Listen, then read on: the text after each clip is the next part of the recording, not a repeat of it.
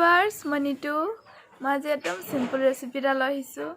আপোনালোকে ঠাণ্ডা ভাত থাকি গ'লে বা বাহি ভাত থাকিলে কি কৰে বাৰু তেন্তে আহকচোন মই আজি দেখুৱাম আপোনালোকে বাহি ভাত বা ঠাণ্ডা ভাত কিদৰে খাব পাৰিব মই আলু 3টা বন্ধাকবি পাত কেখিলামান আৰু বেঙেনা এটা লৈছোঁ এইখিনি কুটি পেলাই মই ৰেডি কৰি লওঁ এতিয়া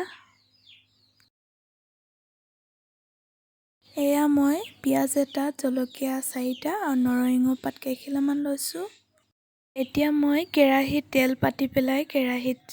পিয়াজ আৰু জলকীয়া কেটা দি দিলোঁ আৰু ইয়াৰ কালাৰটো চেঞ্জ হোৱাৰ পিছতে মই ইয়াত নৰসিংহ পাত কেখিলাও দি দিলোঁ আৰু নৰসিংহ পাত দিয়াৰ পিছত লগে লগে সবজিখিনিও বাকি দিলোঁ আৰু এইখিনি লৰাই দিওঁ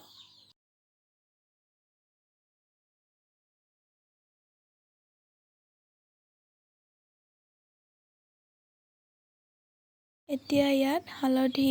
আৰু নিমখ দি দিওঁ নিমখ হালধি দিয়াৰ পিছত সবজিখিনি মই সিজিবলৈ থৈ দিলোঁ আৰু সবজিখিনি সিজালৈকে মই ভাতৰ চপৰাকেইটা ভালদৰে ভাঙি লওঁ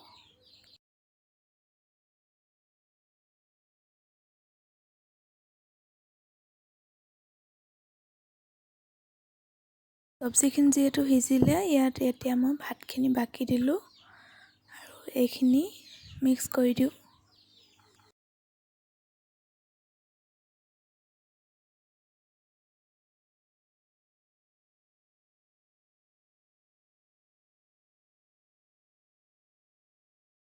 ভাতখিনি মিক্স কৰাৰ পিছত 10 মিনিট সময় মই এনেদৰে মিডিয়াম ফ্লেমত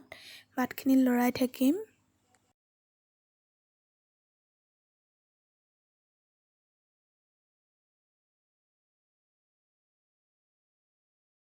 এয়া মোৰ ভাতখিনি ৰেডি হৈ গ'ল